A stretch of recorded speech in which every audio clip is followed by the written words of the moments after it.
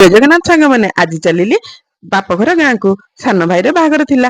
ବାହାଘରରେ ଯାଇ ପହଞ୍ଚି ବର କନ୍ୟାକୁ ଭାଇ ଭାଉଜକୁ ମାନେ ବର କନ୍ୟା ମାନେ ଭାଇ ଭାଉଜଙ୍କୁ ଷ୍ଟେଜ ଉପରେ ଦେଖିକି କାମ ମୋର ସେଠି ଶେଷ। ମୋ ମନରେ ତ ଖାଲି ଖାଇବା ଚିନ୍ତା। ଆସିକି ମୁଁ ଷ୍ଟାର୍ଟର ପାଖକୁ ଚାଲିଗଲି। ମୋ ପାଖରେ ଯୋଉ ରାହୁ ମୀନ କେତୁ ସବୁ ଥିଲେ ସେମାନେ ସବୁ ସାଙ୍ଗ ହେଇ ମିଶିକି ମୁଁ ବି ଗୋଟେ ବଡ ରାହୁ ମିଶିକି ଖାଇବାକୁ ଲାଗିଲୁ।